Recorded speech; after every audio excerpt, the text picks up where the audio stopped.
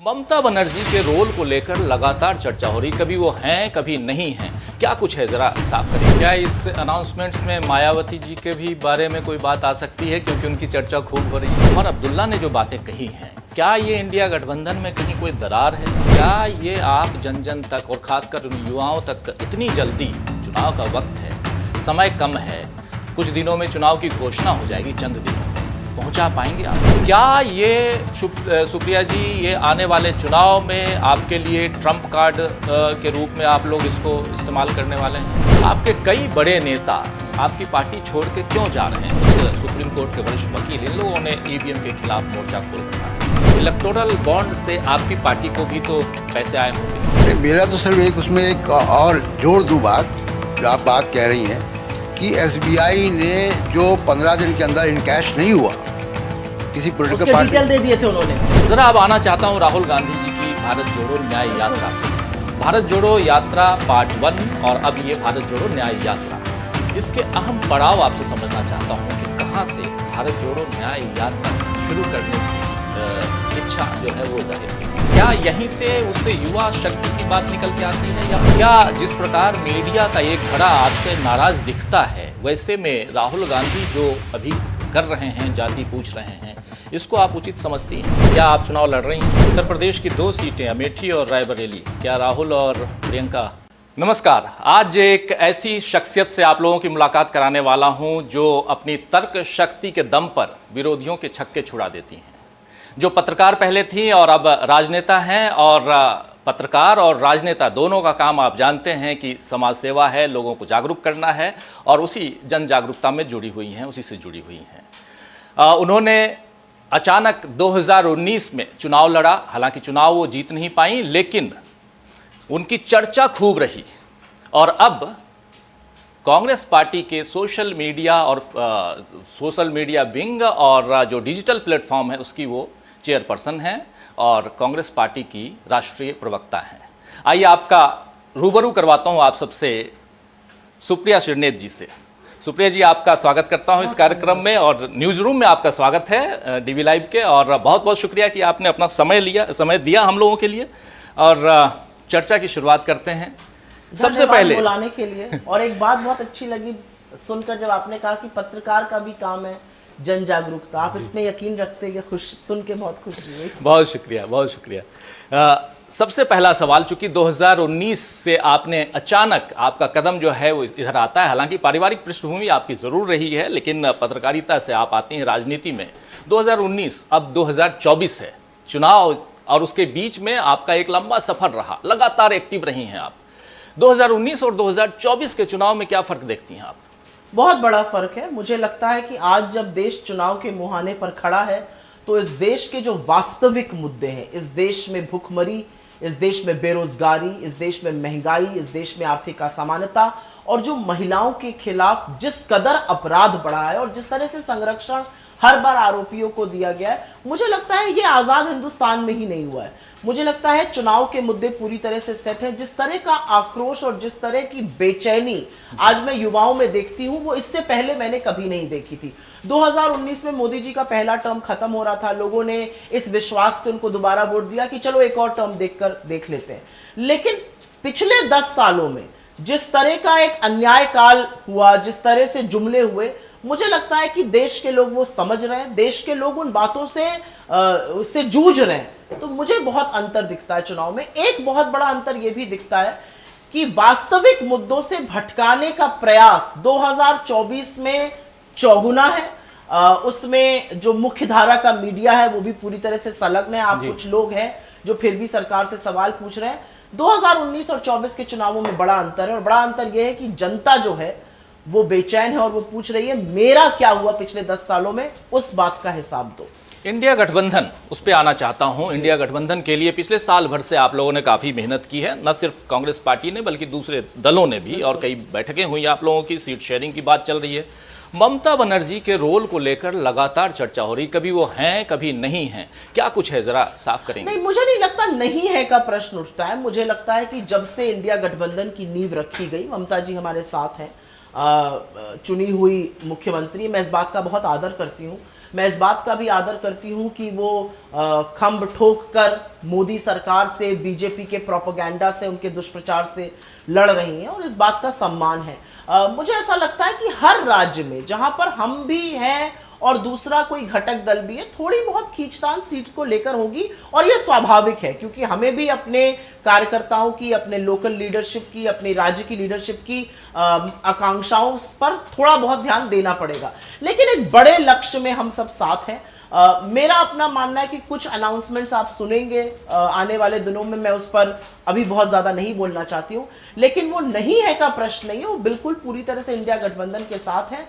हम आशा करते हैं कि कुछ एक वर्किंग रिलेशनशिप सीट्स को भी लेके हो जाएगी और इस पर मेरा शीर्ष नेतृत्व जल्दी ही आपको अवगत कराएगा। क्या इस अनाउंसमेंट्स में मायावती जी के भी बारे में कोई बात आ सकती है, क्योंकि उनकी चर्चा खूब हो रही है? अब मुझे तो नहीं पता, मायावती जी ने तो आज एक बयान दिया है और उस पर कहा कि वो अकेले चुनाव लड़ेंगी। मैं तो आशा कर रही थी कि दलित, वंचित, शोषित समाज की एक बहुत बड़ी नेता मायावती जी कही जाती है और आज वही समाज उनकी तरफ देखकर पूछ रहा है कि आप किसके साथ खड़ी हैं। आप उनके साथ खड़ी हैं जो हमारी गिनती की बात करते हैं, आप उनके साथ खड़ी हैं जो दलितों पर होने वाले अत्याचार के समय दलितों के साथ खड़ी है, या आप उनके साथ खड़ी हैं जो बाबा साहब के संविधान को तार तार कर रहे हैं, जो हमारे हक का हनन कर रहे हैं? मुझे लगता है इसका बेहतर जवाब बहन जी खुद दे सकती है, मैं उनको ये जवाब नहीं देना चाहूंगा। लेकिन उन्होंने आज ट्वीट किया है, ट्वीट में उन्होंने कहा है, जैसा आप बता रही हैं, कि वो अकेले चुनाव लड़ रही हैं। हालांकि केसीआर के साथ उन्होंने वहां समझौता कर लिया है, तो अकेले तो नहीं है, लेकिन जो कल केसीआर किसकी बी टीम है? जी, सवाल तो इस बात का भी उठ जाता है ना, आपने किसी से समझौता किया, वो किसके साथ समझौते में है, कुछ चर्चा उस पर भी होनी चाहिए।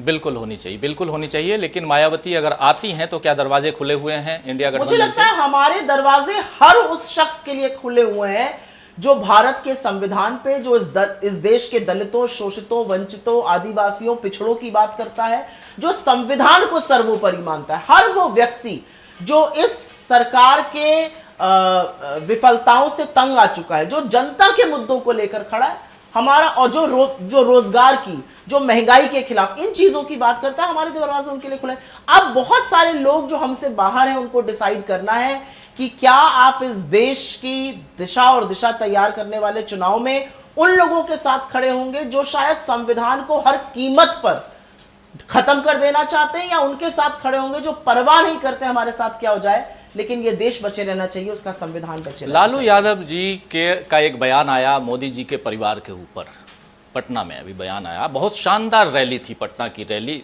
सबने देखी। उस बयान पर प्रतिक्रिया देते हुए उमर अब्दुल्ला ने जो बातें कही हैं, क्या ये इंडिया गठबंधन में कहीं कोई दरार है?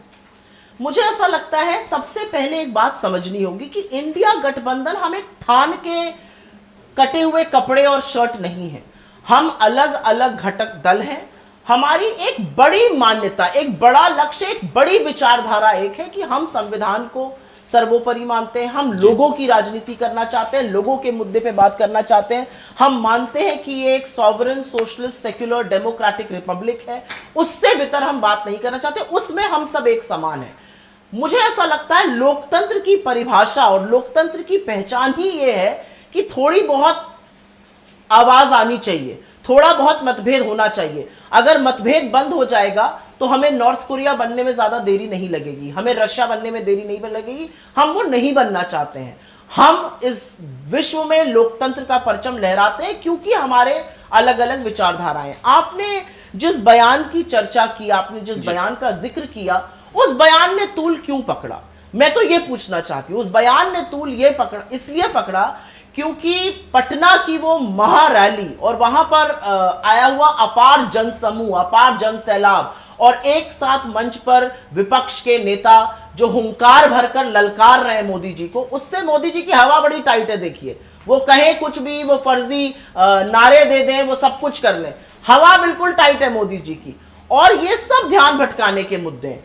उस रैली से अगर कोई एक संदेश निकला तो वो ये निकला कि देश का बेरोजगार युवा आंख में आंख डाल के मोदी जी से पूछ रहा है मेरी नौकरी का क्या होगा, और मोदी जी के पास 10 साल बाद उसका जवाब नहीं है। अब आप इधर उधर की बातें करिए, और मैं तो उस बात को, अगर आपकी थोड़ी अनुमति हो तो 20 सेकंड में बोलना चाहूंगी। बिल्कुल, प्लीज। मुझे लगता है परिवार क्या है? परिवार एक वो यूनिट है जो बहुत प्रिय है। वो मेरे माता पिता भी हो सकते हैं, वो मेरे पति भी हो सकते हैं, वो मेरे बच्चे भी हैं, और फिर आप एक वृहद परिवार की बात करते हैं, ये देश मेरा परिवार है, आप लोग मेरा परिवार है, जिनसे हमारा थोड़ा बहुत सहानुभूति होती है वो मेरा परिवार है। ये जो एक कैंपेन चलाई जा रही है, मैं पूछना चाहती हूं प्रधानमंत्री होने के नाते, हमारे कितने भी मतभेद हो, मोदी जी मेरे भी प्रधानमंत्री, 140 करोड़ देश, जब वो बाहर जाते हैं तो वो मेरे भी प्रधानमंत्री, इस देश में रहते हुए भी वो मेरे प्रधानमंत्री हैं। तो जब आप कुछ हैंडल्स चुन लेते हैं, मैं आपका परिवार, आप मणिपुर की उन 2 बेटियों का परिवार नहीं है, आप जो 2 बच्चियां कानपुर में शव जिनके लटके पाए गए पेड़ से, उनका परिवार नहीं है, आप उन होनहार बेटियों का परिवार नहीं है जिनको संरक्षण आपने दिया ब्रजभूषण को और वो लड़कियां रौंदी गई सड़कों पर, आप किसका परिवार है? आप क्या उस बेरोजगार का परिवार नहीं है जो चिट्ठी लिखकर ये मर गया कि मेरी नौकरियों का क्या फायदा, उसने डिग्री जला दी? आप क्या जो तरुण है जिन्होंने आत्महत्या करी अपनी पत्नी और बच्चों के साथ, उनका परिवार नहीं है? अगर आप परिवार की बात करते हैं तो ये देश आपका परिवार होना चाहिए, और इस देश के बहुत सारे लोग, इस देश के बहुत सारे हिस्से, इस देश के बहुत सारे शोषित वंचित लोग पूछ रहे हैं हम आपके परिवार का हिस्सा हैं या नहीं। मुझे लगता है मुद्दों की बात होनी चाहिए, ये सारी बात तो सिर्फ भटकाने की बात। लेकिन चलिए आपकी बात मान लिया, लेकिन उमर अब्दुल्ला इन्फ्लुएंस तो हो गए इस परिवार में भी मोदी का परिवार। उन्होंने ये कहा कि मैं इस वक्तव्य से बहुत सहमत नहीं हूं, ये उनकी अपनी राय है। मुझे लगता है कि उनको अपनी राय रखने का इस लोकतंत्र में ये संविधान हक देता है। इंडिया गठबंधन को कोई आपत्ति नहीं है अगर हम एक दूसरे की भी बात का थोड़ा खंडन करें, मुझे लगता है इसमें कोई ऐसी बड़ी दिक्कत नहीं है। पटना की रैली का आप जिक्र कर रही थी, युवाओं की बात कर रही थी, अभी परसों आप लोगों ने, खासकर राहुल गांधी जी ने जो घोषणा की है राजस्थान में युवाओं के 5 न्याय की घोषणा, कितनी उम्मीद रखती हैं आपकी युवा शक्ति आपकी तरफ इस घोषणा से? एक बचपन से लाइन है और वो बहुत वक्त तक वो मेरी स्टडी टेबल के ऊपर हॉस्टल में और अदरवाइज लिखी रही कि तलवारों की धारों पर इतिहास हमेशा बनता है, जिस ओर जवानी मुड़ती है उस ओर जमाना मुड़ता है। हम दम्भ भरते हैं और सीना ठोक कर कहते हैं कि भारत विश्व का सबसे युवा राष्ट्र है, 60% लोग 35 वर्ष से कम आयु के हैं। अगर इस देश में बेरोजगारी चरम सीमा पर है तो मुझे लगता है वो समस्या नहीं है, वो एक टिकिंग टाइम बॉम्ब है, वो त्रासदी है कि जिस दिन वो बम फट गया बहुत दिक्कत हो जाएगी। और इसीलिए जो राहुल गांधी जी ने कहा है, जो कांग्रेस पार्टी का विचार है, issue number 1 to issue number 10 आज बेरोजगारी है, बाकी सारी बातें बेमानी है। बेरोजगार कौन है? इस देश का जो युवा बेरोजगार है वो नौकरी मांग रहा है। ऐसा नहीं कि नौकरी बन नहीं सकती है, कुछ चीजें हैं जो समस्या थी और उसका हमने समाधान देने की कोशिश करी है। माँ बाप एक रोटी कम खाते हैं कि बच्चा पढ़ जाए कुछ बन जाए, चलो बच्चा भी मेहनत करता है, पढ़ाई लिखाई करके किसी तरह से गाजर मूली की तरह बस ट्रेन में भरकर जाकर पेपर दे आता है, पेपर देकर निकलता है, पता चलता है पेपर लीक हो गया, परीक्षा निरस्त हो गई। अब अगली भर्ती कब आएगी ये नहीं पता। मैं यूपी का एग्जाम्पल देती हूँ, 7 साल बाद पुलिस भर्ती हो रही थी, 50 लाख बच्चे थे, पेपर लीक, बच्चों को कुछ नहीं पता अगला क्या होना है। उसके बाद ऐसे तमाम सरकारी पद हैं, 30 लाख से ज्यादा पूरे हिंदुस्तान में जो खाली पड़े हुए हैं। उसके अलावा बड़े बड़े प्रोग्राम्स आते हैं, शार्क टैंक जैसे, बहुत सारे युवा हैं जिनको अगर रोजगार नहीं मिलता है तो वो अपना कुछ व्यवसाय शुरू करना चाहते हैं, उनको शार्क टैंक तो पैसे नहीं देता, वो बैंक के पास जाते हैं, बैंक कहते हैं आप कोलैटरल लाइए। अब निम्न मध्यम वर्ग के पास कोई इतना बड़ा कोलैटरल होता नहीं है। तो हमने जब ये सारी समस्याएं देखी, हमने जब ये सारी चीजें देखी, और फिर बड़े बड़े उद्योगपति कहते हैं कि इंडिया का जो यूथ है वो एम्प्लॉयबल ही नहीं है, टैलेंट डेफिसिट है जी। तो ये सारी समस्याओं के कुछ समाधान थे और ये समाधान बड़े साफ थे। पहला समाधान हमारा, और इसमें 5 मुख्य बातें हैं जो मैं करना चाहूंगी।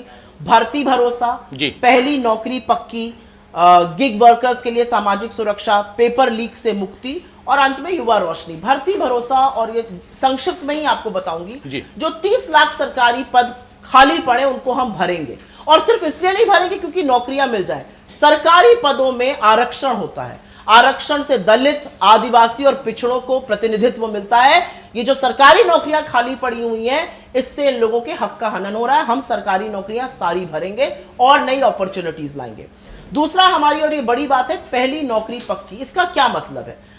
ग्रेजुएट या डिप्लोमा धारक अगर नौकरी के लिए करना चाहता है तो एक अप्रेंटिसशिप एक्ट के चलते हम 1 साल के लिए उनको 1 लाख पर, करीब 8500 महीने पर अप्रेंटिसशिप प्रोग्राम का पब्लिक और प्राइवेट सेक्टर में हिस्सा बनाएंगे, जिससे उनका टैलेंट डेफिसिट की जो प्रॉब्लम है वो दूर हो और वो फिर एम्प्लॉयबल हो, जैसा कि इंडियन इंडस्ट्री बात करती है। तीसरी बड़ी बात है पेपर लीक से मुक्ति की। पेपर लीक हो जाता है, बार बार पेपर लीक हो जाता है, ये कौन माफिया है? मतलब अब 10वीं क्लास का पेपर लीक हो गया हरियाणा में, अभी थोड़े दिनों पहले यूपी बोर्ड का पेपर लीक हुआ था। मतलब 10वीं 12वीं का पेपर लीक हो जाना बड़ी बात है। पुलिस भर्ती का, यूपी टेट का तमाम पेपर। और ऐसा नहीं है कि ये सिर्फ कुछ ही राज्यों में हो रहा है, ये अब देशव्यापी समस्या बनती जा रही है। हम इसके खिलाफ एक सख्त कानून तो बनाएंगे ही, हम एक मॉनेटरी कॉम्पनसेशन उन लोगों को देंगे जिनका 31 दिसंबर के आसपास 2023 तक पेपर लीक हुआ है। उसके बाद जो चौथी बड़ी बात है, और ये बात मैं ये बहुत जरूरी बात है, गिग वर्कर्स। कौन है ये लोग? वो लोग जो आपके घर स्विगी जोमेटो से खाना लाते हैं, जिनकी उबर ओला से आप चलते हैं, जो वो ब्लिंकिट से कुछ लेके आ जाते हैं। इनका क्या है, 10 मिनट में पहुंचाना है, तेज गाड़ी चला रहे हैं, जल्दी से कुछ कर रहे हैं। अगर इनका एक्सीडेंट हो जाए या इनके साथ कुछ हो जाए तो इनकी कोई सुरक्षा नहीं है, कोई पीएफ, कोई ग्रेचुटी, कोई हेल्थ वो नहीं है। हम इनकी सुरक्षा के लिए एक कानूनी स्वरूप उसको देना चाहते हैं। और अंत में युवा रोशनी 5000 करोड़ का एक स्टार्टअप फंड है, जिसका एक्सेस हर जिले के पास हो, और ये करीब करीब 1 लाख युवाओं को उनके स्टार्टअप में पैसा देगा। इन मोटे कैलकुलेशन के चलते सबसे पहला लाभ 5 करोड़ लोगों को मिलेगा। 30 लोगों को सरकारी नौकरी मिलेगी, करीब 2.5 करोड़ लोग मेरे ख्याल से हर साल किसी ना किसी एग्जाम में जाते हैं, उनको राहत मिलेगी। करीब 1.2 करोड़ 1 करोड़ 20 लाख गिग वर्कर्स हैं, करीब 1 लाख लोगों को स्टार्टअप में। और जो पहली नौकरी पक्की है, उसके अंतर्गत 1 करोड़ युवाओं को हर साल इस तरह के अप्रेंटिसशिप प्रोग्राम का हिस्सा हम बना पाएंगे। मुझे लगता है ये बड़ी बात है। मुझे लगता है कि मुद्दे की चर्चा इस पर होनी चाहिए। मुझे ऐसा लगता है कि आज देश में युवा चाहता है कि आपने कुछ अनाउंस किया, बीजेपी उसको क्रिटिसाइज करना चाहती है, उस पर चर्चा करना चाहती है, उसको बेटर करना चाहती है, वो करे। बीजेपी, आप बात कर रहे हैं पूरब की, वो कहेंगे पश्चिम। आप बात कर रहे हैं उत्तर की, वो कहेंगे दक्षिण। आप रोजगार की बात करेंगे, वो इजराइल लेकर चले जाएंगे। आज देश की ये त्रासदी है राजीव जी, और आप लोग इस बात को दिखाते हैं और समझते हैं कि देश के युवा एक वॉर जोन जाने को तैयार है। हरियाणा और यूपी के लड़के लाइन लगाकर कहते हैं हम युद्ध क्षेत्र चले जाएंगे, कहीं तो रोजगार मिलेगा।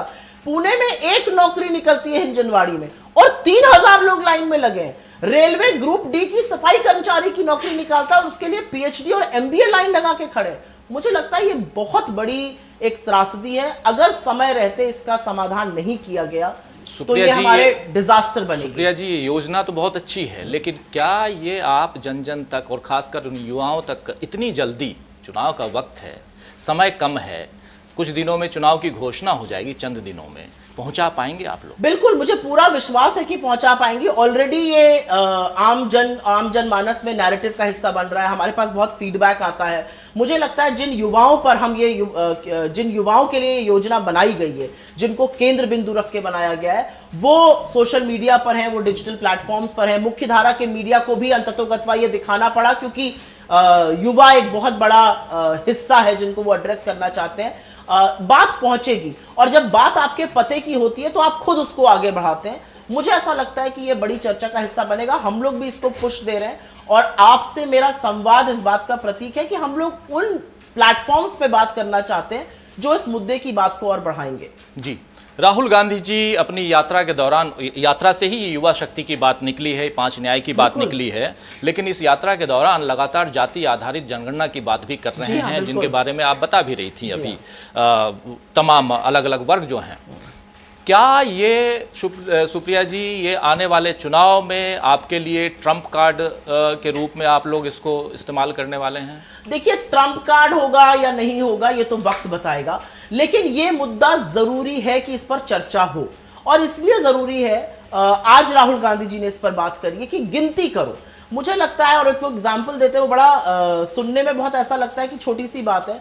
आपके पैर में मोच आ गई, अब वो मोच है या लिगामेंट टेयर है या वो हड्डी टूट गई है, इसका समाधान तो एक्सरे कराकर ही होगा। जातिगत जनगणना और आर्थिक जनगणना उसी एक्सरे का नाम है। राहुल जी का कहना बहुत साफ है, कितने आदिवासी, कितने दलित, कितने पिछड़े वर्ग के लोग इस देश में हैं, कितने जनरल कास्ट के लोग गरीब हैं। आप नीति निर्माण कैसे कर रहे हैं? आज हम बड़ी बड़ी नीतियां सदन में बैठकर बना देते हैं, किस आधार पर हम बना रहे हैं? पता तो चले कि कौन गरीब है, वो क्या अपेक्षा करता है सरकार से, उसको क्या चाहिए, किस तबके के कितने लोग हैं, उनका क्या प्रतिनिधित्व है। एक छोटी सी बात राहुल जी करते हैं, 90 secretaries in government of India में 3 पिछड़े वर्ग से। मैं उस बात को और आगे ले जाती हूं, IIT देख लीजिए, IIMs देख लीजिए, 5-5, 6-6% लोग सिर्फ पिछड़े वर्ग के प्रोफेसर हैं। क्या पिछड़े वर्ग के लोगों में बुद्धि की कमी है? बिल्कुल नहीं। क्या काबिलियत की कमी है? बिल्कुल नहीं। लेकिन उनके प्रतिनिधित्व में इतनी कमी क्यों है? तो मुझे ऐसा लगता है कि वो परचम जो है वो उन्होंने पकड़ लिया है, और उसको तो वो लहरा कर रहेंगे और इस देश के लोग चाहते भी हैं। एक छोटी सी बात आपको बताती हूँ, राहुल जी ने एक नई चीज इस यात्रा के दौरान की, मुझे बहुत अच्छा लगता है। वो खुद नहीं बोलते हैं, वो वैसे भी अपने मन की बात करने में ज्यादा यकीन नहीं करते, वो लोगों के मन की बात सुनना चाहते हैं। वो अपनी गाड़ी पर किसी ना किसी युवा को बुला लेते हैं।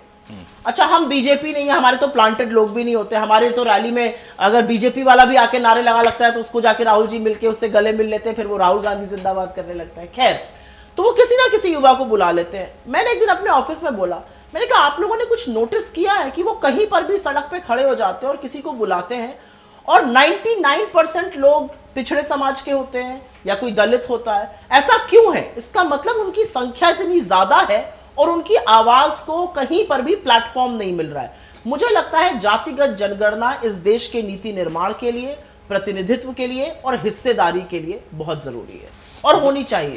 इतनी सारी पॉजिटिव बातें आप बता रही हैं, आपकी पार्टी कर रही है, आने वाले चुनाव की तैयारियां हैं, लेकिन इसके अलावा इन सब के बीच आपके कई बड़े नेता आपकी पार्टी छोड़ के क्यों जा रहे हैं? अशोक चौहान चले गए, मिलिंद चले गए, फिर आज ही सुरेश पचौरी चले गए, बड़े बड़े नेता। क्या बीजेपी आपसे ज़्यादा मजबूत है या आप बीजेपी के सामने कमज़ोर हैं? ये नेता क्यों छोड़ के जा रहे हैं? दोनों बातें नहीं हैं। बीजेपी सत्तारूढ़ दल है और बीजेपी और उनकी सरकार के हाथ में इस देश की ईडी, सीबीआई और इनकम टैक्स है। BJP has more money than God can print. वो किस तरह का प्रलोभन करते हैं, किस तरह से पैसों से सरकारें गिराते और बनाते हैं, चुनी हुई सरकारों को डगमगाते हैं, ये सबको पता है। ये सार्वजनिक रूप से इसकी चर्चा जितनी मैं कम करूं, ये आम जनता जानती है किसके पास कितना पैसा है। वो इलेक्टोरल बॉन्ड से एक झटका थोड़ा सा उनको लग गया हो, ये सारी अलग बातें हैं। मुझे ऐसा लगता है, और मैं छोटे मुंह बड़ी बात कर रही हूं, ये सब बड़े बड़े नेता हैं, इनका सार्वजनिक जीवन में एक लंबा सफर रहा है। मुझे ऐसा लगता है आज के दौर में विपक्ष की राजनीति करना, और उस विपक्ष की जो बगले नहीं झांकता है। अगर आप कांग्रेस में हैं तो आप ललकार कर मोदी जी की आंख में आंख डालकर बात करें, क्योंकि मेरे नेता वो करते हैं, मेरे अध्यक्ष वो करते हैं। सदन में या सदन के बाहर सड़कों पर, चाहे वो खड़गे जी हो, चाहे वो राहुल जी हो, वो हमक कर सवाल पूछते हैं मोदी जी से, उनकी विफलताओं को उजागर करते हैं। मुझे लगता है थोड़े बहुत स्तर पे जो हम लोग हैं, हम लोग भी वो काम करते हैं। अपने नेताओं से भी अपेक्षा रहती है। अगर आप संशय में हैं, अगर आपके पास जमीनों के केस हैं, या अगर आपके कुछ ट्रस्ट हैं जिनको आप बचाना चाहते हैं, अगर आप संशय में हैं कि अगर मैं इनके खिलाफ ये बोलूंगा तो मेरे साथ ये हो जाएगा, तो ये राजनीति इस समय आपकी नहीं है। तो मुझे ऐसा लगता है ऐसे लोग भारतीय जनता पार्टी में कल नहीं आज शामिल हो जाएं। क्योंकि देखिए, एक चीज होती है कि कांग्रेस से हटके आप किसी लाइक माइंडेड पार्टी में चले गए तो समझा जा सकता है। राजनीति महत्वाकांक्षा का दूसरा नाम है। आपकी महत्वाकांक्षा वहां ज्यादा पूरी हो रही थी, आपको शायद वहां टिकट मिल रहा था, यहां किसी और को मिल रहा था, वो बातें मैं समझ सकती हूँ। लेकिन हमारी और भाजपा की विचारधारा में दिन और रात का अंतर है। तो आपने ऐसी गुलाटी मारी कि आप सीधे कांग्रेस से भाजपा में चले गए, तो कहीं ना कहीं विचारधारा की इस लड़ाई में आप संशय में थे। मुझे लगता है आप बेहतर हैं भाजपा में जाकर रहने के लिए। वहां जाकर आपका कितना आदर सत्कार होता है, ये आपके ऊपर है। हिमाचल की स्थिति जानना चाहूँगा, क्या है वहाँ? मुझे लगता है हिमाचल में हमारी सरकार सुचारू रूप से चल रही है। मुझे लगता है हिमाचल में जो भाजपा ने कुछ प्रयास करने की कोशिश करी, उसका मुंहतोड़ जवाब हमारे विधायकों ने दे दिया। मुझे लगता है कि ये जो तथाकथित एक फर्जी चाणक्य बन के घूमते, उनकी बड़ी मिट्टी पलीद हुई। हाँ, मैं एक बात को मानती हूँ और इसमें मानने में मुझे कोई गुरेज भी नहीं है कि हमें जब 45 हमारे लोग थे और 23 उनके थे, 43 हमारे थे और 25 उनके थे, और जब उन्होंने एक कैंडिडेट खड़ा किया तो शायद हमसे चूक हुई। हमें यह समझ जाना चाहिए था कि वो जीतने के लिए कुछ भी करने को तैयार है। हमें शायद अनिल मसीह के मसीहा से यह सबक सीखना चाहिए था कि जब 36 वोटों में हेरा फेरी कर देंगे, कैमरे पर हेरा फेरी हो जाएगी 1 साल वाले चुनाव के लिए, तो यहां पर तो किया ही जाएगा। वो चूक हमसे हुई। हम नहीं सोचते थे कि वो इतना गिर जाएंगे, लेकिन उसके बाद जो प्रयास था सरकार को कमजोर करने के लिए, उसका मुंहतोड़ जवाब दिया गया। और सरकार ने जो जनता के लिए किया, लोगों ने भी उन विधायकों को सबक सिखाया। सरकार ने जनता के लिए एमएसपी बढ़ाई दूध पर, सरकार ने मनरेगा का दर बढ़ाया, सरकार ने जो सिंगल मदर है उनके बच्चों को 27 से 28 साल तक पढ़ना, फ्री शिक्षा, उसमें मेडिकल एजुकेशन, इंजीनियरिंग, सब कुछ फ्री, पीएचडी भी फ्री की बात की। जब आप ऐसी सरकार के खिलाफ षड्यंत्र रचते हैं और आप अपने चुने, जिन लोगों ने आपको चुनकर भेजा, उनके मत का दुरुपयोग करते हैं, तो जनता आपको, जो सड़क पे निकल के जनता ने विरोध किया इन विधायकों का, वो सबक सिखाती है। पर मैं बहुत आश्वस्त हूं कि हिमाचल की सरकार पर कोई खतरा नहीं है। क्योंकि लगातार चर्चा हो रही है, बीच बीच में खबरें आती हैं कि वो आज पंचकुला में हैं तो कल अमृतसर पहुंच गए, परसों कहीं और पहुंच गए और उनके साथ और कोई चाणक्य है। हमारे भी बहुत हैं और जब वो अपनी चाणक्यगिरी पर आ जाते हैं तो फर्जी चाणक्य धराशायी हो जाते हैं। जी, लेकिन 3 राज्यों की चर्चा पिछले दिनों 5 राज्य के चुनाव हुए जिसमें से 3 राज्यों की चर्चा खूब रही। सुप्रिया जी, ये 3 राज्य हैं छत्तीसगढ़ जहां आपकी सरकार थी, राजस्थान जहां आपकी सरकार थी और मध्य प्रदेश जहां आपकी सरकार दिखाई देती थी। हम लोग भी जाते थे, हम लोगों को भी लगता था इन तीनों राज्यों में आपकी हार हुई। बिल्कुल। क्या समीक्षा आप लोगों ने की और क्या आपने पाया? चाहता हूं क्योंकि हमारे दर्शक लगातार इस बारे में बात करते हैं और बोलते हैं कि जब भी आप बात कीजिए कांग्रेस के लोगों से तो जरूर बताइए कि आखिर समीक्षा में हुआ क्या, क्या निकल के आया। 2-4 चीजें हैं। सबसे पहले तो मैं ग्लास को हमेशा हाफ फुल देखती हूँ, हाफ एम्प्टी नहीं। मुझे ऐसा लगता है कि 5 राज्यों के चुनाव में तेलंगाना में हमारी अच्छे प्रचंड बहुमत से सरकार बनी, मिजोरम में भाजपा का वोट शेयर आधा हुआ, वहां पर एक इंडिपेंडेंट पार्टी उभरी, उसमें भी कुछ लेसन है हमारे। लेकिन 5 राज्यों के चुनाव में जो वोट नंबर, एक्चुअल वोट्स थे वो हमारे भाजपा से कहीं ज्यादा थे। ये एक हाफ फुल होने की बात है। लेकिन हाँ, बिल्कुल समीक्षा के दौरान और आत्मचिंतन पर कहीं ऐसा लगता है कि शायद हम बहुत अच्छे काम करते हैं और हम उसको उस तरह से प्रचारित नहीं कर पाते हैं। अभी भी हम संशय में रहते हैं कि ये तो हमारा काम नहीं है। दूसरे वाले ने लेवल प्लेइंग फील्ड बदल दी है। दूसरे वाला सांस भी लेता है तो उसके बारे में 10 बार टीवी पर आता है। दूसरे वाले जब हैट पहन के शंभू शिकारी बन जाते हैं तो पूरे दिन चर्चा और प्रोग्राम होते हैं। मुझे लगता है कि हम अपने कार्यक्रमों की, अपने योजनाओं की उस कदर चर्चा नहीं कर पाते हैं जिस कदर बीजेपी करती है। ये हमने एक सबक सीखा है। ये अंतर आपको अब हमारी कर्नाटक और तेलंगाना की सरकारों में और हिमाचल की सरकारों में दिख रहा है। एक वो, और एक मुझे ऐसा लगता है कि हम आश्वस्त हैं कि क्योंकि हमने अच्छा काम किया है, लोग हमारे साथ खड़े रहेंगे। मुझे लगता है कि लोगों के पास अपना संदेश पहुंचाना बहुत जरूरी है। वो शायद हम नहीं कर पाए और एक साथ मिलकर मजबूत होकर चुनाव लड़ना हर नेता का पार्टी में, वो भी बहुत जरूरी है। और मुझे लगता है कि कई बार there is a silver lining to every cloud. इस हार ने पार्टी की एका को और जो थोड़ी बहुत महत्वाकांक्षा रहती लोगों में, ये बिल्कुल मजबूत सीमेंट कर दिया कि साथ रहेंगे तभी जीतेंगे। इस चुनाव के रिजल्ट के बाद से ईवीएम की चर्चा खूब होने लगी और आपकी पार्टी के 2 नेता, एक तो दिग्विजय सिंह जी खुद और कई ऐसे नेता हैं और कुछ सुप्रीम कोर्ट के वरिष्ठ वकील, इन लोगों ने ईवीएम के खिलाफ मोर्चा खोल रखा है। देखिए, ईवीएम पर ना कुछ तो बातें हैं जो पब्लिक डोमेन में है और मुझे ऐसा लगता है कि जब बैलेट पेपर पर चुनाव होता है तो भारतीय जनता पार्टी हार जाती है। जब मध्य प्रदेश में पोस्टल बैलेट गिना जा रहा था तो हम बहुत आगे थे और एकदम से ईवीएम होते ही हम पीछे हो गए। ये कुछ बातें जो हैं ये मन में संशय जरूर पैदा करती हैं।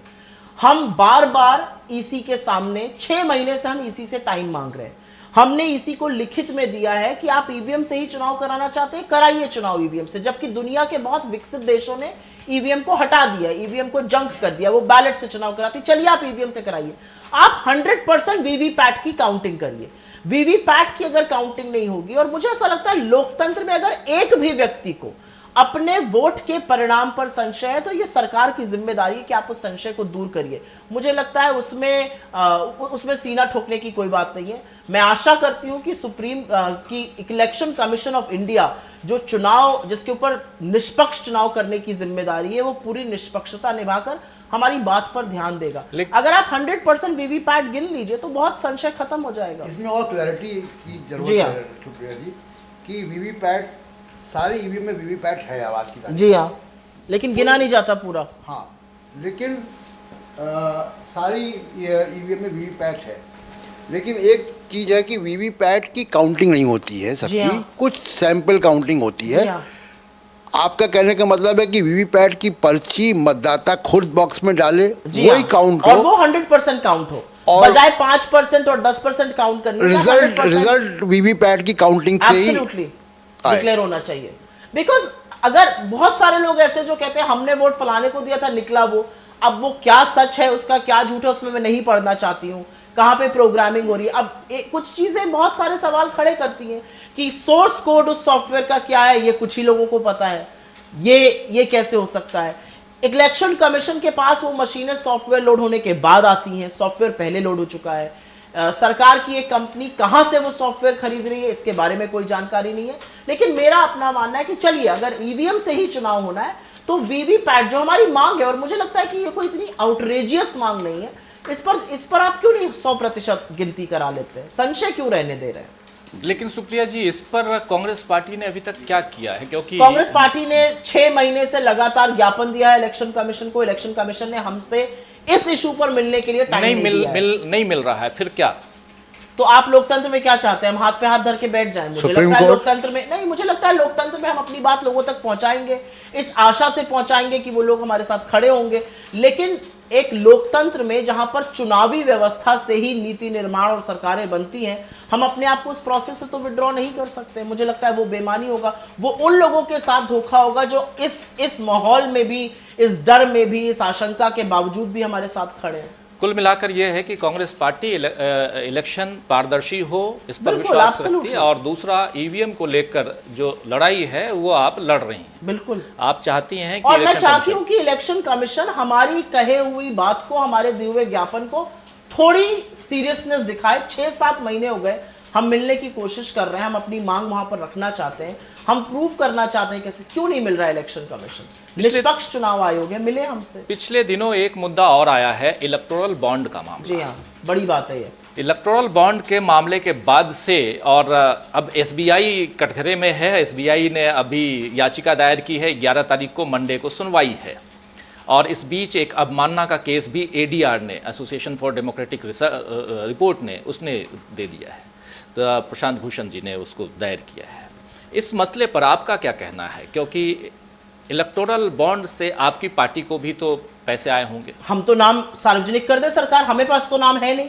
जो इलेक्टोरल बॉन्ड की स्कीम है, मुझे लगता है थोड़ी सी दर्शकों को वो बतानी जरूरी है। इलेक्टोरल बॉन्ड की स्कीम के अंतर्गत आइडियल सिचुएशन में जिसको इलेक्टोरल बॉन्ड दिया गया है, अगर हमें मिला है या भाजपा को मिला है, आइडियल सिचुएशन में नाम नहीं पता होने चाहिए। हम तो विपक्ष में, हमें तो नाम नहीं पता है। एसबीआई को लेकिन पता है कि किसने किसको दिया है, और क्योंकि सत्तारूढ़ दल अलग अलग संस्थाओं को कब्जा करके अलग अलग संस्थाओं पर प्रेशर दबा के काम करता है, तो ऐसी आशंका लोगों के मन में है कि एसबीआई ने ये हो सकता है साझा किया हो, या main share holder government of India, तो उनको हो सकता है पता हो। जी, मुझे ऐसा लगता है 2 मिनट स्टेप बैक करते हैं। इलेक्टोरल बॉन्ड क्या है? एक स्कीम थी जो आप 2017 में लाए थे। उस स्कीम के अंतर्गत 12,000 करोड़ रुपए पिछले 32 वर्ष तक आया था। 55% पैसा भारतीय जनता पार्टी को मिला, बाकी सारा ऑपोजिशन, बाकी सारे राजनीतिक दल जो एक्चुअली 60% वोट शेयर का प्रतिनिधित्व करते हैं, वो उसमें निपट गए। 55% उनको मिला, 9% हमको मिला। अच्छा ठीक है, 55% जो करीब 6500-6600 करोड़ उनको मिला। अब एक नई रिपोर्ट भी आई है, 30 ऐसी कंपनियां थी जो 2018 से 23 के बीच में, जिन पर इनकम टैक्स, सीबीआई, ईडी की रेड हुई। तो कुछ सवाल उठते हैं कि क्या पैसा उन कंपनियों ने दिया जिनकी जांच बंद कर दी गई पैसा देने के बाद? क्या पैसा उन कंपनियों को जबरन देना पड़ा जिनके खिलाफ जांच का दबाव बनाया जा रहा था? क्या ऐसी कंपनियों ने पैसा दिया जिनके से पैसा लेने के बाद सरकार ने नीति निर्माण किया? लोकतंत्र में सुप्रीम कोर्ट का ऑर्डर बिल्कुल साफ है, वो कहता है कि ये अनकॉन्स्टिट्यूशनल है, इसको बंद कीजिए, और लोगों को यह हक है ये जानने का कि किसने किसको कब और कितना पैसा दिया। एसबीआई को कहा गया आप नाम सार्वजनिक करिए। एसबीआई देश का सबसे बड़ा सरकारी बैंक है, one of the world's biggest, दुनिया के सरकारी बड़े बैंकों में से एक है, पूरी तरह से कंप्यूटराइज्ड है। एसबीआई के 48 करोड़ शेयर होल्डर्स हैं। मुझे लगता है अगर यहाँ पे हाथ उठवा लीजिए, सबका एक ना एक एसबीआई में अकाउंट होगा, मेरा तो है, मुझे लगता है आप लोगों का भी होगा। 48 करोड़ शेयर अकाउंट होल्डर्स हैं, 66,000 एटीएम है, 23,000 ब्रांचेस हैं। एक दिन में 47 लाख आरटीजीएस जनवरी के महीने में प्रोसेस हुआ है। 47 लाख एक दिन में, पूरे महीने में जनवरी के मेरे ख्याल से 19 करोड़ के ऊपर, 19 करोड़ 83 हजार के आसपास प्रोसेस हुआ। ऐसे एसबीआई को 22,217 इलेक्टोरल बॉन्ड का विवरण देने के लिए 136 दिन चाहिए। कब आएगा रिजल्ट? जब चुनाव के परिणाम घोषित हो जाएंगे। ये क्यों है? चलिए हम, अगर आप एसबीआई को बेनिफिट ऑफ डाउट भी दे दीजिए, एसबीआई ने 48 घंटे पहले अपनी वेबसाइट से जो 2018 से एफएक्यूज का पीडीएफ था इलेक्टोरल बॉन्ड से, वो डिलीट कर दिया। क्यों डिलीट कर दिया आपने? अब सरकारी दस्तावेज ऐसे भी सामने आ गए जिनसे पता चल रहा है कि 48 घंटे में एसबीआई ने सरकार को कुछ जो बॉन्ड्स शेल्फ खत्म हो गई थी वो दे दिए थे, उसके डिटेल्स दे दिए थे। एक यूनिक सीरियल नंबर होता है बॉन्ड्स का, जो तमाम लोग काम करते हैं एसबीआई के साथ या पहले कर चुके हैं, उन्होंने सार्वजनिक पटल पे आके कहा है कि टीसीएस का एक बैंक सॉफ्टवेयर होता है BANCS, उस पर होता है, एक क्लिक ऑफ द बटन पे ये निकलना चाहिए। तो क्यों, मेरा सवाल ये कि क्यों छुपाया जा रहा है कि ये पैसा किसने दिया, किसकी मिट्टी पलीद हो जाएगी? हम तो कह रहे हैं हमारे नाम सार्वजनिक कर दीजिए, इनके सार्वजनिक करने में क्या डर है? क्या ये एसबीआई सरकार और भाजपा की मिली भगत नहीं है? मुझे लगता है 6 साल के बच्चे से भी पूछेगा तो वो भी यही कहेगा। जी, कागज नहीं दिखाना चाहता है एसबीआई, क्यों नहीं दिखाना चाहता है? जी, एक बड़ा सवाल है, इस पे कुछ आप कहना चाहते हैं प्रशांत जी? नहीं, मेरा तो सिर्फ एक उसमें एक और जोड़ दूं बात, जो आप बात कह रही हैं कि एसबीआई ने जो 15 दिन के अंदर इनकैश नहीं हुआ किसी पोलिटिकल उसके पार्टी, डिटेल दे दिए थे उन्होंने फाइनेंस मिनिस्ट्री को 48 घंटे के अंदर, उसको पीएम रिलीफ फंड में जमा करना है। वो जमा करके पैसा उन्होंने इन्फॉर्म भी किया है।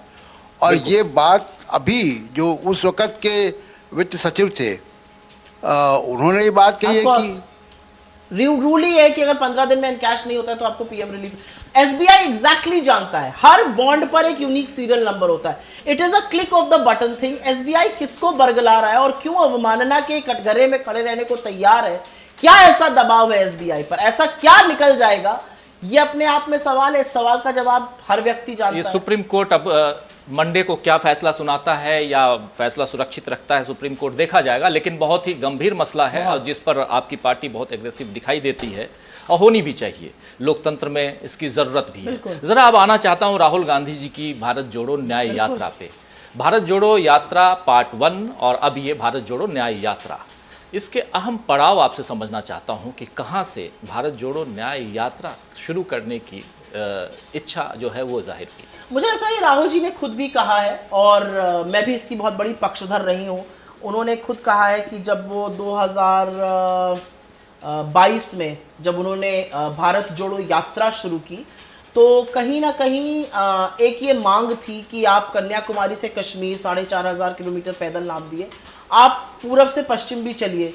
असम से भी मांग थी, उत्तर प्रदेश से भी मांग थी, बिहार से भी मांग थी, इधर गुजरात से भी मांग थी।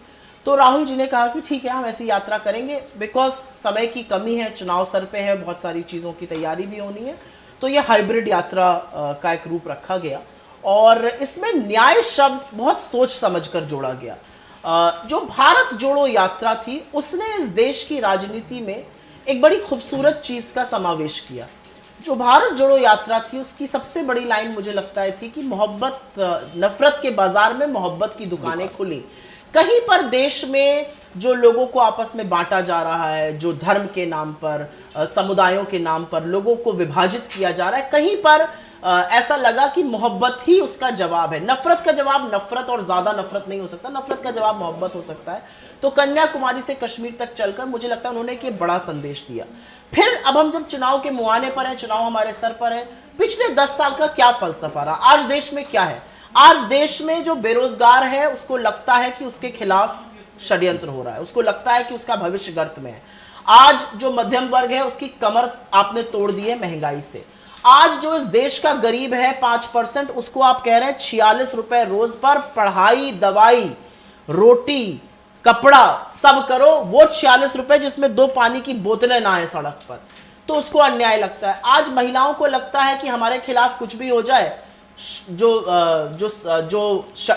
संरक्षण है, जो सम्मान है, जो सुरक्षा है, वो आरोपी को मिलती है। चाहे वो ब्रजभूषण सिंह हो, चाहे वो रामदुलार गौंड हो, चाहे वो उपेंद्र रावत हो, चाहे टिकट पवन सिंह को, ऐसे तमाम एग्जाम्पल्स हैं, सिंगर हो। तो मुझे ऐसा लगता है न्याय होना जरूरी है।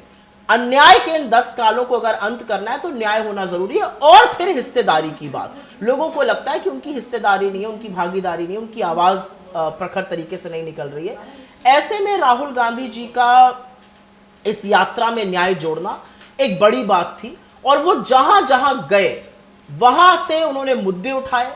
मुझे याद है, और मैं ये छोटी सी बात कहूंगी, थोड़ा लंबा हो रहा है, उसके बावजूद भी हम प्रयागराज में थे और प्रयागराज में उसी दिन पुलिस परीक्षा लीक हुई थी और मैंने अपने जीवन में, 47 साल मेरी उम्र है, मैंने अपने जीवन में युवाओं का वो समूह कभी नहीं देखा। युवाओं का वो आक्रोश, युवाओं का वो मतलब युवा बेचैन था। और जिस नजरों से वो राहुल जी को देख रहे थे, मैं उनकी गाड़ी के पीछे थी, और जिस नजर से देख रहे थे मुझे लग रहा था कि ये तो आंदोलन की शुरुआत है, ये क्रांति की मतलब युवाओं को लगा था कि यही आदमी है जिस पर हम भरोसा कर सकते हैं, अगर ये नहीं तो फिर कुछ और नहीं। और मैंने वो एनर्जी महसूस करी, और राहुल जी ने फिर वो परचम उठाया और उसके खिलाफ बोला, और फिर सरकार को अंततोगत्वा रद्द करनी पड़ी परीक्षा। तो मुझे लगता है कि न्याय हर जगह से जहां पर रेलेवेंट था वहां से उठाया गया, और इस देश को आज न्याय की जरूरत है, इसलिए हम बात कर रहे हैं न्याय की। इसमें अहम पड़ाव आपको लगता है कि ये जो प्रयागराज जो है, और जहाँ से ये युवाओं का बड़ा सा रेला अगर निकल के आता है और उसके बाद एग्जाम जो है कैंसिल करना पड़ता है, तो ये एक अहम पड़ाव। और क्या यहीं से उससे युवा शक्ति की बात निकल के आती है, या पहले से आप लोगों ने सोचा? नहीं, हम लोग देख रहे थे, मुझे लगता है राहुल जी जहां भी जा रहे थे भारत जोड़ो यात्रा के दौरान भी, और उन्होंने ये खुद भी कहा है कि पहले वो बोलते थे, जब लोग आते थे उनसे वो बात करते थे, कहीं रुकते थे तो बात करते थे, फिर उनको धीरे धीरे रियलाइज होना शुरू हो गया भारत जोड़ो यात्रा के दौरान, और इसमें मैं कभी व्यक्तिगत बात भी आपको बताऊंगी, उनको रियलाइज होना शुरू हुआ कि लोग सुनना नहीं चाहते, लोग अपनी बात कहना चाहते हैं। 10 साल से लोग एक आदमी की बात सुन रहे हैं, वो कह रहे हैं प्रभु मेरी बात सुनिए। तो लर्निंग टू लिसन, उन्होंने इस पर एक लेक्चर भी किया था, मुझे याद है, लर्निंग टू लिसन पे, कि हमें उनकी बात सुननी है। और दूर से दिखता था कि यात्रा में हो हल्ला है, शोर शराबा है, नारेबाजी हो रही है, इतनी मतलब समूह है समुद्र जैसा, लेकिन जितना आप यात्रा में करीब जाते जाते थे, और वो जो दिन जहाँ पे राहुल जी चलते थे और उनके पास जो लोग, वहाँ पे बहुत शांति थी, वहाँ पर पूरी वो जगह थी, एक माहौल था जहाँ पर महिला, पुरुष, अधेड़ उम्र का युवा बात करता था। तो कहीं ना कहीं वहाँ से शुरू हो गया था कि युवा आशंकित है अपने भविष्य को लेकर। युवा को समझ में नहीं आ रहा है मैं क्या करूँगा, युवा को समझ में नहीं आ रहा है कि मैं नौकरी नहीं है तो व्यवसाय कैसे कर सकता हूँ। 2 ही 4 चीज़ों की जगह बात हो रही थी, और युवा को धीरे धीरे समझ में आ रहा था कि ये सरकार जो है ये कुछ ही समूहों के लिए काम करती है, कुछ ही लोगों के लिए नीति निर्माण करती है, उनका पैसा बढ़ता जा रहा है, मेरा क्या हो रहा है, ये बात उठनी शुरू हो गई थी।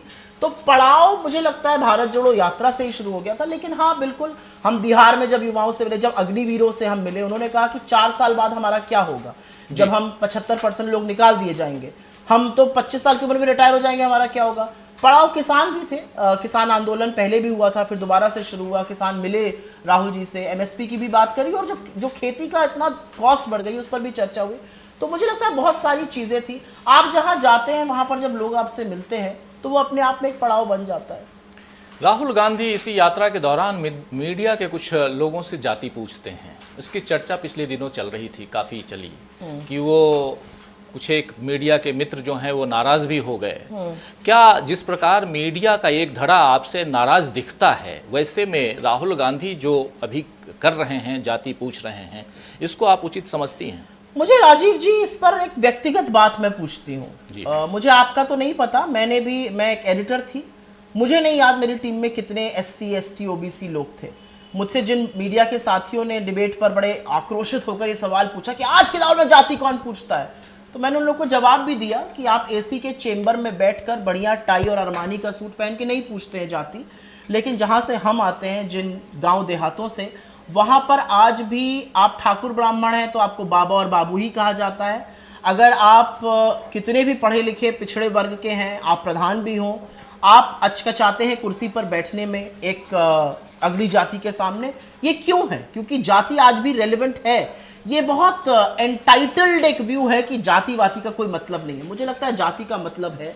आज की तारीख में जो लोग आक्रोशित हैं, जो कहते हैं कि क्यों जाति आप पूछ रहे हैं, वो बता दें उनकी टीम में कितने दलित, कितने पिछड़े, कितने आदिवासी हैं। इस देश में मुख्यधारा मीडिया में एक भी SC एडिटर नहीं है, एक भी आदिवासी एडिटर नहीं है, एक भी पिछड़े वर्ग का एडिटर नहीं। ऐसा क्यों है? क्या सिर्फ प्रबुद्ध वर्ग ही इस देश का मीडिया बनेगा, वही मुख्यधारा में आवाज चलाएगा, वही इशू डिसाइड करेगा? और क्योंकि वो इशू डिसाइड कर रहा है, इन लोगों की आवाजें नहीं आ रही हैं।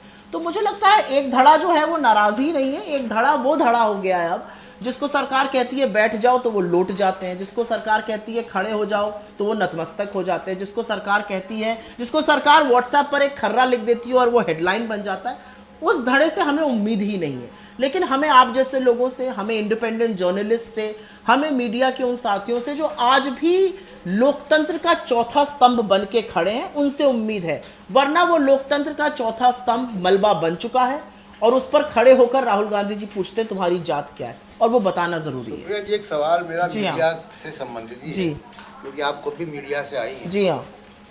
तो मीडिया का एक बहुत बड़ा हिस्सा, खासकर ब्रॉडकास्ट मीडिया, लगभग पूरा आपके खिलाफ हो गया। प्रिंट का भी एक बड़ा सेक्शन आपके खिलाफ है, और वो केवल खिलाफ ही नहीं है, वो बीजेपी के पक्ष में या बीजेपी के प्रचार दल का हिस्सा बन चुका है। जी हाँ। इस मीडिया के पूरे मामले को जो राजीव जी बात कर रहे थे, इसको आप कैसे एड्रेस करें, क्योंकि नैरेटिव आपका जा नहीं रहा नीचे। राहुल गांधी जितनी भी बढ़िया बात कहें, हम भी जब बाहर जाते हैं तो उस मीडिया का प्रभाव है, इसको डील कैसे करेंगी? आपकी प्रभाव है, मैं आपकी बात बिल्कुल मानती हूँ, प्रभाव है, और इसीलिए हम बार बार उन प्लेटफॉर्म्स पर जाकर अपनी बात कहते भी हैं। चाहे हम एक एंकर से, भाजपा के प्रवक्ता से, आरएसएस के राजनीतिक विश्लेषक बने बैठे व्यक्ति से एक 3:1 की लड़ाई रहती है, लेकिन हम उन प्लेटफॉर्म्स पे इसलिए जाते हैं क्योंकि हम पते की बात कहते हैं और वो लोगों को समझ में आनी चाहिए। मुझे ऐसा लगता है जब मीडिया ये कर रहा है तो कहीं ना कहीं मुख्य धारा मेन स्ट्रीम मीडिया की विश्वसनीयता भी खत्म हो रही है। आज लोग फलाने चैनल का नाम दे कहते हैं अरे वो तो कहेंगे ही उन्हीं के हैं, ऐसा कहते हैं लोग। तो मुझे ऐसा लगता है जब अपनी विश्वसनीयता खत्म हो रही है और जो ऑल्टरनेट मीडिया के साधन बन रहे हैं, आपके जैसे प्लेटफॉर्म्स हैं या इंडिपेंडेंट यूट्यूब चैनल्स हैं या डिजिटल पोर्टल्स हैं, उनमें व्यूअरशिप क्यों बढ़ रही है? क्यों एक वीडियो को लाखों लाख लोग देख रहे हैं? क्योंकि कहीं ना कहीं लोग सच भी सुनना चाहते हैं, और सच जो है वो मेन स्ट्रीम मीडिया नहीं सुना रहा है। मेन स्ट्रीम मीडिया आपको 48 घंटे तक प्राइम टाइम पर लगातार शो करके दिखाएगा कि कूनों से चीते के बच्चे मोदी जी ले आए। शंभू शिकारी भी बने प्रधानमंत्री, उन्होंने कैमरे से फोटो वोटो भी खींची। 9 कूनों के आए हुए चीते मर जाते हैं, इस पर बिल्कुल सुई पटक सन्नाटा है।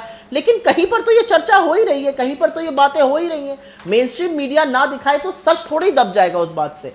मेरा अपना मानना है कि हम पूरा फोकस अपनी बात को आगे बढ़ाने में, मेन स्ट्रीम मीडिया को बार बार सोते से जगाने में, और आपके जैसे प्लेटफॉर्म्स पर आकर अपनी बात को रखने में यकीन करते हैं। मुझे ऐसा लगता है ऐसे प्लेटफॉर्म्स पर चर्चा करना जरूरी है। नए कानून बने हैं सुप्रिया जी, और कुछ कानून पाइपलाइन में भी हैं। हाँ। और वो मीडिया का स्वरूप ही बदल देंगे। हाँ। और वो ऐसी सेंसरशिप होगी जो कभी देखी भी नहीं गई। इससे और लोकतंत्र में बिल्कुल इससे ज़्यादा, क्योंकि जिस तरीके के जो ब्रॉडकास्टिंग सर्विसेज एक्ट अभी आएगा, बिल जो है, उसमें तो संभव ही नहीं होगा, क्योंकि उसमें तो प्री सेंसरशिप का कॉन्सेप्ट है। यानी आपका इंटरव्यू लेने के पहले मुझे किसी से पूछना पड़ेगा, तो वो कमेटी उसको कभी इजाज़त नहीं देगी कि विपक्ष के किसी नेता का इंटरव्यू भी हम करें। आप इंटरव्यू करने की बात कर रहे हैं, कमेटी ये इजाजत नहीं देती कि आप वो क्या लगाइए। आज बहुत सारे ऐसे नेता हैं जो आप थंबनेल क्या लगा रहे हैं, आपने विपक्ष से ये क्यों पूछा, वो आएंगे और धारा प्रवाह बोलकर आपके खिलाफ, विपक्ष के खिलाफ चले जाएंगे, उनसे काउंटर क्वेश्चन भी नहीं होगा। बहुत सारे ऐसे लोग हैं जो वही भाषा टीवी पर बोल रहे हैं जो पीएमओ का एक चपरासी लिखकर भेज रहा है। तो ये सारी बातें हैं, लेकिन ऐसे में अगर ये होगा, और मुझे एक थोड़ा सा यकीन और थोड़ा सा विश्वास अभी भी इस देश की के डीएनए में है, और वो डीएनए बड़ा लोकतांत्रिक है, तो मुझे लगता है अंततोगत्वा ये देश उसका निवारण करेगा। लेकिन एक सवाल, और न्यायपालिका को भी देखना होगा कि क्या जो हो रहा है वो हमें लोकतंत्र रहने देगा या हमारे स्वरूप को खत्म कर देगा। मुझे याद है कि 2018 में शायद जब आपका तालकटोरा में AICC हुआ था, और उसमें कपिल सिब्बल जी ने एक पर्चा पढ़ा था वहाँ, और ये कहा था कि हम 2019 के बाद क्या मीडिया पे कानून बनाएंगे, एक बड़ा कानून बनाएंगे। इसको लेकर कभी मीडिया के स्टेक होल्डर्स से आपकी चर्चा, पॉलिटिकल पार्टी की चर्चा, कांग्रेस पार्टी की, अपोजिशन पार्टी की नहीं होती है। तो भविष्य में नए कानून मीडिया को लेकर कैसे बने, क्योंकि अब आप भुक्तभोगी हैं, अब आप विक्टिम हैं इस मीडिया के, जो रेगुलेट ढंग से नहीं किया गया। मीडिया को कंट्रोल में करने के किसी भी पक्षधर नहीं है, चाहे वो किसी ने कहा हो हमारी पार्टी में रहते वक्त या नहीं। मुझे लगता है कि मीडिया का काम सच दिखाना है। वो सच विपक्ष का भी दिखाना हो सकता है, और वो सच सरकार का दिखाना ज्यादा जरूरी है। और क्यों है? इसलिए नहीं क्योंकि हम विपक्ष में, मुझे लगता है जिसके पास सत्ता है, जिसके पास संसाधन है, जिसके पास संस्थाएं हैं, जिसके हाथ में सारा पावर है, सवाल उनसे नहीं पूछकर विपक्ष से भी पूछा जा रहा है।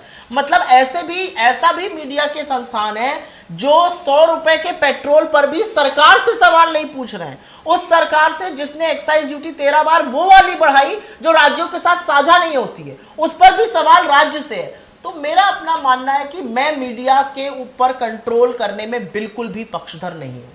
मुझे लगता है मीडिया का एक रोल है लोकतंत्र में, और वो स्वतंत्र मीडिया ही कर सकता है, उस मीडिया पर काबू नहीं किया जा सकता है। जी बिल्कुल बिल्कुल। अब थोड़ा सा, चूंकि आखिरी और समय भी आपका ज़्यादा हो गया है, उत्तर प्रदेश और लोकसभा चुनाव पे पहले आते हैं, क्या आप चुनाव लड़ रही हैं? मैं लड़ना चाहती हूं, लेकिन जो मेरी पार्टी कहेगी मैं वो करूंगी। मुझे ऐसा लगता है कि बहुत बड़ी रिस्पॉन्सिबिलिटी इस समय पार्टी ने दी हुई है, सोशल मीडिया और डिजिटल प्लेटफॉर्म्स की पब्लिसिटी वगैरह में भी इन्वॉल्व हूँ थोड़ा। जो आदेश पार्टी देगी, मतलब एक क्षेत्र है जिसको मैं अपना परिवार मानती हूँ, जो मेरा घर है, फिर से लड़ने का मौका मिला तो अनुग्रहित रहूँगी, अपने आप को भाग्यशाली समझूंगी। पार्टी का जो नेतृत्व का डिसीजन होगा वो सर। उत्तर प्रदेश की 2 सीटें अमेठी और रायबरेली, क्या राहुल और प्रियंका लड़ रहे ये हैं? सवाल बहुत लोग पूछते हैं, और मैं इसलिए नहीं क्योंकि मुझे पता है और मैं जवाब नहीं दे। मुझे ऐसा लगता है कि कुछ चीज़ें जो है वो हमारे अध्यक्ष, हमारा शीर्ष नेतृत्व और वो लोग खुद डिसाइड करेंगे। अमेठी और रायबरेली बिल्कुल बहुत महत्वपूर्ण सीटें हैं। इस देश को तमाम प्रधानमंत्री दिए हैं। सोनिया जी और राहुल जी ने वहाँ का प्रतिनिधित्व किया है। वहाँ की जनता बहुत बेचैन है। वहाँ की जनता, स्पेशली अमेठी की जनता, तो 13 रुपए किलो पर चीनी अभी भी ढूंढ रही है। अमेठी की जनता स्टील फैक्ट्री और ट्रिपल आईटी बंद हो जाने पर अभी भी अपनी सांसद को कोस रही है। उनको लग रहा है कि राहुल जी जब थे तो बहुत बढ़िया था। लोग आज भी कहते हैं कि गांधी परिवार के द्वारा ही जो आया। मुझे लगता है इसका फैसला वो करेंगे, और मैं यहाँ पर हीरो बन के कहूँ कि हाँ मुझे पता है, नहीं, मुझे बिल्कुल नहीं पता है। कितनी तैयार है आपकी पार्टी 2024 के लिए? मुझे लगता है हम बहुत तैयार हैं। मुझे लगता है तैयारी किसी भी पार्टी के लिए सबसे बड़ी बात होती है लोगों से संपर्क करना, लोगों की बात सुनना। मुझे लगता है भारत जोड़ो यात्रा और भारत जोड़ो न्याय यात्रा ने वो काम बखूबी किया है। बहुत सारे लोग मुझसे ये सवाल पूछते हैं, चुनाव का टाइम में आप यात्रा कर रहे हैं, तो चुनाव के टाइम पर ही तो आप लोगों से मिलते हैं ना। एक रैली में जाके हाथ हिला देना 2 घंटे के लिए और करीब 5 लाख लोगों को एड्रेस कर देना और महीनों इस देश के सड़कों पर गुजार देना और लोगों से मिलना, उनकी बात सुनना, उनको अपनी बात समझाना, मुझे लगता है ये ज़्यादा कारगर है। हम बहुत तैयार हैं, कम्युनिकेशन पॉइंट ऑफ व्यू से भी बहुत तैयार हैं। कुछ लेसन सीखे हैं पिछले 10 सालों में कि जो किया है उसको बताना ज़रूरी है। लोगों के पास ये मैसेज जाना चाहिए कि आपने क्या किया है। तो मुझे लगता है हम काफ़ी तैयार हैं। भारत जोड़ो, हमारे पास बीजेपी जितना पैसा नहीं है, लेकिन हमारे पास उनसे ज़्यादा ईमानदारी और जीतने की विशा ज्यादा है। इस भारत जोड़ो यात्रा के दौरान आपका सोशल मीडिया विंग काफी मजबूत हुआ। धन्यवाद। आपका पूरा का पूरा जो मैक्सिमम आपकी खबरें जो हैं सोशल मीडिया के जरिए प्रसारित हुई। और एक कॉन्फिडेंस भी शायद आप लोगों ने गेन किया, और चूंकि आप उसको लीड करती हैं तो आपके ऊपर उसका जाता है। क्या अब, जब चूंकि ये सवाल इसलिए कर रहा हूं कि कल प्रधानमंत्री नरेंद्र मोदी ने सोशल मीडिया इन्फ्लुएंसर्स को अवार्ड दिए और उस अवार्ड में उन्होंने कहा कि अगली दफा भी मैं ही दूंगा, जो वो लगातार कह रहे हैं। क्या ये एक आपसे, आपकी टीम जो जितनी मजबूती के साथ, क्योंकि लगातार चर्चा हो रही है कि कांग्रेस पार्टी बहुत मजबूत हो गई है और उसको अब कहीं ना कहीं कैप्चर करना है, तो बीजेपी के इस स्ट्रेटेजी को, जिसमें सोशल मीडिया इन्फ्लुएंसर्स को अवार्ड दे रहे हैं, उसको कैसे, और हो सकता है क्योंकि ये लोग जो बीजेपी के ना हो, कल को बीजेपी के सपोर्टर हो जाएं, हो सकता है ऐसे इन्फ्लुएंसर्स उनके लिए काम करने लगे, कुछ और हो, क्या मुझे लगता है इन्फ्लुएंसर्स एक हद तक इन्फ्लुएंस करते हैं। इन्फ्लुएंसर को देखकर, उसकी चटकारी बातों को देखकर मुझे भी अच्छा लगता है, मैं भी देखती रहती हूँ, लेकिन अंततोगत्वा जब घर पर 22-24 साल का एक बेरोजगार बेटा बैठा है, जब मैंने एक रोटी रात को कम खाई है कि बाबू पढ़ जाएं, बाबू पढ़ लेते हैं, उनको नौकरी नहीं मिल रही, तो मुझे वो ज़्यादा कचोटता है। इन्फ्लुएंसर से मुझे कोई मतलब नहीं होता है। मुझे लगता है कि जब मैं 8,000 में घर चला लेती थी और आज 18,000 में भी नहीं चल रहा, वो ज़्यादा कचोटता है, इन्फ्लुएंसर नहीं कचोट रहा है। आटे और दही पर जीएसटी देते वक्त मुझे दुख होता है, दवाई और पढ़ाई पर जीएसटी, मतलब बच्चों की किताब पर और पेंसिल पर भी जीएसटी, वो मुझे दुख होता है। वो इन्फ्लुएंसर मैनेज नहीं कर सकता है। तो मुझे लगता है इन्फ्लुएंसर्स का एक पर्टिकुलर रोल है। प्रधानमंत्री मोदी ना, मुझे ऐसा लगता है कि पिछले कुछ सालों में प्रधानमंत्री धरातल की असलियतों से दूर होते गए। अगर धरातल की असलियतों से दूर ना होते तो लोग जो चिट्ठी लिखकर आत्महत्या कर ले रहे हैं बेरोजगार, चाहे वो आगरा का तरुण हो या मजदूर रमेश बिंद हो जिनके ऊपर कर्जा बढ़ गया, या ब्रिजेश पाल हो, या वो लड़की बच्ची हो वर्षा जिसने पुलिस परीक्षा रद्द होने जाने के बाद आत्महत्या करी, वो इन बातों को देखते, इन बातों पर बोलते, मणिपुर जाते। 9 महीने हो गए, इस देश का चुना हुआ प्रधानमंत्री मणिपुर नहीं जा पाता। जब वहां जाने का होता है तो 8,000 करोड़ के नए वाले विमान का ईंधन खत्म हो जाता है। तो मुझे लगता है इन्फ्लुएंसर्स का एक रोल है, बट वो रोल बहुत लिमिटेड है। असल मुद्दों से उस रोल से आप ढक नहीं सकते हैं। मैं तो ये भी कहूंगी कि मोदी जी ये जो बरगलाने के नए नए सीना ठोक कर कुछ कुछ वादे लेकर आ रहे हैं, गारंटी की बात करते हैं। आपकी गारंटी तो कब की एक्सपायर हो गई? आपकी गारंटी तो 2 करोड़ रोजगार की थी, पहले उस गारंटी का हिसाब दीजिए। आपकी गारंटी 15 लाख बैंक अकाउंट में थी, उस गारंटी का हिसाब दीजिए। आपकी गारंटी चीन को आंख दिखाने की थी, आप तो मुंह में पट्टी बांध लेते हैं, कोई घुसा हुआ नहीं कहते, उस गारंटी का हिसाब दीजिए। आप कहते थे पेट्रोल डीजल 40 पर आ जाएगा, उस गारंटी का हिसाब दीजिए। आप कहते थे रुपया और डॉलर 1 हो जाएगा, रुपए को आपने 83 के पार पहुंचा दिया, उस गारंटी का हिसाब दीजिए। 100 स्मार्ट सिटी जो एक भी नहीं बनी उसका हिसाब दीजिए। तो आपकी गारंटी एक्सपायर है। और एक मोदी जी आजकल एक नया अंक लेकर एक बहुत आजकल सीना ठोक के कहते हैं, असल में लोग समझ नहीं पा रहे हैं।